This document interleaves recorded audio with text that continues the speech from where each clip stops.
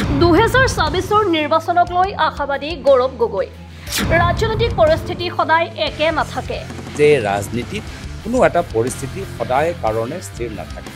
চৰকাৰী ক্ষমতা ব্যৱহাৰ কৰিছে বিজেপিয়ে পঞ্চায়ত নিৰ্বাচনৰ সফলতাই উদ্ধাৰ কৰিব নোৱাৰিব বিজেপিক বিজেপিক প্ৰতিহত কৰিবলৈ বাঘৰ দৰে ওলাই আহিব কংগ্ৰেছ এদিন দুদিন তেওঁলোকে জিৰণি ল'ব কিন্তু আকৌ পুনৰবাৰ বাঘৰ দৰে তেওঁলোকে পথাৰত ফিল্ডত ওলাই পঞ্চায়ত নিৰ্বাচনৰ ফলাফলক লৈ গুৰুত্বপূৰ্ণ মন্তব্য কৰিছে সাংসদ গৌৰৱ গগৈ বিজেপিয়ে চৰকাৰী ক্ষমতা ব্যৱহাৰ কৰি বিভিন্ন আঁচনিৰ প্ৰলোভন দিয়াৰ বাবেহে এই নিৰ্বাচনত বিজেপিক ভোট দিছে অসমৰ জনতাই কিন্তু এই পৰিৱেশ আৰু পৰিস্থিতি শীঘ্ৰেই সলনি হ'ব সমাগত বিধানসভাৰ নিৰ্বাচনত পঞ্চায়ত নিৰ্বাচনৰ ফলাফলে কোনো প্ৰভাৱ নেপেলায় বুলি মন্তব্য কৰি সাংসদ গগৈয়ে কয় যে ৰাজনৈতিক পৰিস্থিতি সদায় একে নাথাকে বিগত 2024 চনত অসমৰ পৰিস্থিতি বেলেগ আছিল এতিয়া সেই পৰিৱেশ সলনি হৈছে কিন্তু পৰৱৰ্তী সময়তো এয়া পৰিস্থিতি সলনি হ'ব আগন্তুক অসম বিধানসভাৰ নিৰ্বাচনত আজিৰ পৰিৱেশ আৰু পৰিস্থিতি নাথাকে বুলি দাবী কৰে সাংসদগৰাকীয়ে যোৰহাটৰ পঞ্চায়ত নিৰ্বাচনৰ ফলাফল সন্দৰ্ভত নিজৰ মন্তব্য প্ৰকাশ কৰি সাংসদ গগৈয়ে কয় যে বিজেপিক প্ৰতিহত কৰিবলৈ অসমৰ ৰাইজ আৰু কংগ্ৰেছ কৰ্মীসকল বাঘৰ দৰে ওলাই আহিব শুনক সাংসদ গৌৰৱ গগৈৰ সেই মন্তব্য চাওক মই প্ৰথমে আমাৰ যিমানবোৰ আমাৰ কংগ্ৰেছৰ আমাৰ প্ৰাৰ্থীসকল আছে সকলোৱে এজন এজন যোদ্ধাৰ দৰে তেওঁলোকে যোৱা নিৰ্বাচনত কংগ্ৰেছ দলৰ প্ৰতিনিধি হিচাপে ৰাইজৰ মাজত গ'ল যথেষ্ট তেওঁলোকৰ ঘাত প্ৰতিঘাত তেওঁলোকে সন্মুখীন হ'বলৈ হ'ল সকলোৱে দেখিলে যে পুলিচ প্ৰশাসন বিধায়কসকল ভয় ভাবুকি কেনেদৰে ব্যৱহাৰ কৰা গ'ল এইবোৰ সবটো কেমেৰাৰ ওপৰতে আছে প্ৰচাৰ আৰম্ভণিত কেনেদৰে বিধায়কসকলে কথাবোৰ আছিলে শেষৰ ফালে কেনেদৰে কথাবোৰ আছিলে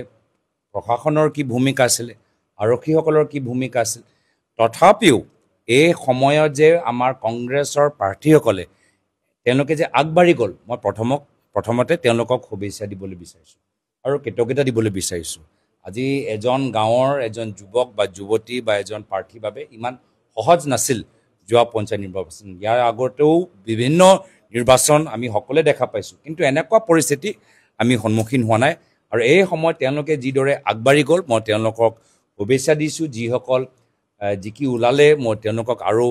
মোৰ মৰম যাচিছোঁ আৰু সকলোকে আমি কৈছোঁ যে আমি আগবাঢ়ি যাম আৰু আপোনালোকৰ প্ৰশ্ন এই প্ৰশ্নতে উত্তৰ লুকাই আছে যে ৰাজনীতিত কোনো এটা পৰিস্থিতি সদায় কাৰণে স্থিৰ নাথাকে এক বছৰ আগত ইয়াত আমাৰ উজনি অসমত পৰিৱেশটো বেলেগ আছে এক বছৰ পিছত আজি বৰ্তমানৰ সময়ত পৰিৱেশটো বেলেগ অহা বছৰ যে আকৌ সলনি হ'ব পাৰে এইটোতো ইয়াত আমি প্ৰমাণ পাই গ'লোঁ যিহেতু এক বছৰ ভিতৰতে আপোনালোকৰ কোৱাৰ দৰে য'ত আমি বিভিন্ন পঞ্চায়তত আমি লোকসভা সময়ত আমি জয়লাভ কৰিলোঁ আজি এক বছৰ পিছত ৰাজনৈতিক পৰিস্থিতি সলনি হৈছে একেহে শৃংখলাত অহা বছৰো হ'ব পাৰে কিন্তু আমি বহুতখিনি আমি কথা ইতিমধ্যে আমি জানিব পাৰিছোঁ আমি যোৱাকালিৰ পৰা আমি বিভিন্ন প্ৰাৰ্থীসকলৰ লগত আমি কথাবোৰ পাতিবলৈ আৰম্ভ কৰিছোঁ আৰু প্ৰাৰ্থীসকলেও নিজৰ কথাবোৰ মুকলিকৈ আমাক জনাইছে কি কৰাটো ভাল কি কৰিলে আৰু ভাল হ'বগৈ তো এতিয়াও আমি কেনেদৰে আগবাঢ়ি যাব পাৰোঁ তাৰ বাবে আমি এটা ৰণকৌশল আমি দেখা পাইছোঁ আমি এটা ৰোড মেপ এটা পৰিকল্পনা আমি দেখা পাইছোঁ আৰু সেইকাৰণে আমাৰ কাৰণে এটা ভাল ইংগিত যে আমি ক'ত যাব লাগে আমি এদিনৰ ভিতৰতে আমি গম পাই গৈছোঁ যে নিজকে আমি কেনেদৰে শুদ্ধ কৰিব লাগে আৰু এই ক্ষেত্ৰত আজি গাঁৱৰ মানুহ তেওঁলোকে আজি যি আস্থা লৈ আজি বৰ্তমান বিজেপি দলটোক সমৰ্থন কৰিছে মই আশা কৰোঁ যে তেওঁলোকৰ আস্থা বিনিময়ত কামখিনি হ'ব লাগে এতিয়া এই বহুতে আশা কৰে যে যিদৰে আঁচনি উল্লেখ কৰা গ'ল আঁচনিবোৰ নাম লোৱা গ'ল যিদৰে আন্তঃগাঁথনি উন্নয়ন হ'ব সেইখিনি নাম লোৱা গ'ল বিভিন্ন ধৰণৰ ঘোষণা যে কৰা গ'ল সেইখিনি কাম যে হয় আৰু এই ক্ষেত্ৰত ৰাইজক যে বিজেপিয়ে যে মিছা কথা কৰা নাই বা কোৱা নাই বা বিশ্বাস কথা কৰা নাই এই ক্ষেত্ৰত কংগ্ৰেছ দলে এটা নিৰ্ণায়ক ভূমিকা গ্ৰহণ কৰিব আমি বিভিন্ন সময়ত আমি তৃণমূল কৰ্মীসকলৰ লগত বাৰ্তালাপত আছোঁ তৃণমূল কৰ্মীসকলৰ লগত আমিও যোৱাকালিৰ পৰা আমি লগ পাই আছোঁ যিসকল আমাৰ প্ৰাৰ্থী য'ত আমি ভাবিছিলোঁ যে তেওঁলোকে জয়লাভ কৰিব আমি গোটেইখিনি কথা আৰু প্ৰত্যেক কথা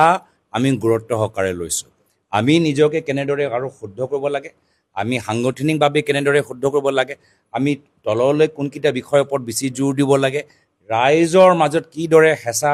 প্ৰয়োগ কৰা গ'ল আঁচনিৰ আজি কেনেদৰে তাৰ ৰাজনীতিকৰণ কৰা গ'ল প্ৰশাসনৰ কেনেদৰে ৰাজনীতিকৰণ কৰা গ'ল গোটেই আমি ভালদৰে এটা সমীক্ষা আমি কৰি আছোঁ আৰু যোৱাকালিৰ পৰা মই দেখা পাইছোঁ যে আমাৰ কৰ্মীসকলৰ পৰা যি বাৰ্তা পাইছোঁ যে তেওঁলোকে হাৰ মানি লোৱা নাই তেওঁলোকে এতিয়াও মানে নিষ্ঠাৰে ৰাইজৰ মাজত থাকিবলৈ বিচাৰে হয় এদিন দুদিন তেওঁলোকে জিৰণি ল'ব কিন্তু আকৌ পুনৰবাৰ বাগৰ দৰে তেওঁলোকে পথাৰত ফিল্ডত ওলাই আহিব সব দল নিজকে আৰু শুদ্ধ কৰাটো স্বাভাৱিক তেওঁলোকে নিজকে শুদ্ধ কৰক আমি আৰু আগবাঢ়ি যাম তেওঁলোকে আমাক অনুকৰণ কৰি থাকক আমি আৰু আগবাঢ়ি যাম আমি নতুন নতুন পৰিকল্পনা নতুন নতুন ৰণকৌশল নতুন নতুন প্ৰচাৰ মাধ্যম নতুন ধৰণৰ নতুন বিষয়বোৰ লৈ আমি আমাৰ কথা বিজেপিৰ লগত নহয় ৰাইজৰ পৰা আমি কি গম পাইছোঁ ৰাইজে কি বিচাৰে যিদিনা আমি ৰাইজৰ আহ্বানৰ ওপৰত বেছি জোৰ দিম ৰাইজৰ পৰামৰ্শ অনুসৰি কাম কৰিম বিজেপি কি কৰিছে কি কৰা নহয় ৰাইজে শেষত গৈ সিদ্ধান্ত ল'ব যে যোৱাবাৰ যদি তেওঁলোকে কংগ্ৰেছক ভোট দিলে এইবাৰ তেওঁলোকে বিভিন্ন কাৰণত বিজেপিক ভোট দিছে অহাবাৰ যে নিৰ্ণায়ক যে নিৰ্বাচন হ'ব যে ফাইনেল ৰিমেচ হ'ব এই ফাইনেল ৰিমেচত আমি গোটেই ৰাইজৰ ভিত্তিত নিজৰ প্ৰচাৰ আমি কৰিম আকৌ কৈছোঁ এক বছৰৰ ভিতৰত ৰাজনীতিত যথেষ্ট মানে তাত সলনি হ'ব পাৰে পৰিৱৰ্তন হ'ব পাৰে অহা বছৰলৈকে কি পৰিস্থিতি থাকে কি পৰিৱেশ থাকে মানুহৰ মাজত যিহেতু এই নিৰ্বাচনত তেওঁলোকে নিজৰ গাঁৱৰ প্ৰতিনিধিসকল তেওঁলোকে চিনাক্ত কৰি আছে বা গাঁৱৰ প্ৰতিনিধি চাই তেওঁলোকে ভোট দিছে অহা বছৰ তেওঁলোকে চৰকাৰ বিধায়ক বা বিধায়িকা বা চৰকাৰৰ কোন দলৰ চৰকাৰ হ'লে বেছি ভাল তো অহা বছৰ নিৰ্বাচনত ৰাইজৰ মনত যিবোৰ প্ৰশ্ন থাকিব সেই প্ৰশ্নত যথেষ্ট এটা পৰিৱৰ্তন দেখা পাব আৰু সেইকাৰণে যদি যোৱা বছৰ তেওঁলোকৰ ভোট দিয়া সময়ত ভাবিছিল যে সাংসদজন কেনেদৰে হ'ব লাগে বা বিজেপিক কিমান আসন দিলে ভাল হ'ব কংগ্ৰেছক কিমান শক্তিশালী কৰিব লাগে এইবাৰ তেওঁলোকৰ গাঁও উন্নয়ন গাঁৱৰ পৰিস্থিতি চাই কৰিছে তো অহা বছৰো তেওঁলোকৰ পৰিস্থিতি বা কি প্ৰশ্ন নিজকে সুধি তেওঁলোকে ভোট দিব তাৰ ভিতৰত যথেষ্ট সলনি হ'ব আৰু সেইকাৰণে মই ৰাইজৰ বিবেকটো মই যথেষ্ট মই সন্মান কৰোঁ আৰু মই আশাবাদী যে আমি ৰাইজৰ বিবেকৰ ওপৰত নিৰ্ভৰ কৰি এটা ভাল কাম আৰু নিজকে শুদ্ধ কৰিবলৈ সংশোধন কৰিবলৈ অহা এক বছৰৰ ভিতৰত যথেষ্ট সময় আমি কৰিব পাৰিম আমি বিশ্লেষণটো যোৱাকালিৰ পৰা আৰম্ভ কৰিছোঁহে আমি বিভিন্ন ঠাইত আমি চবতে আমি যামগৈ আৰু সকলোৱে নিজৰ নিজৰ দায়িত্ব ল'বই লাগিব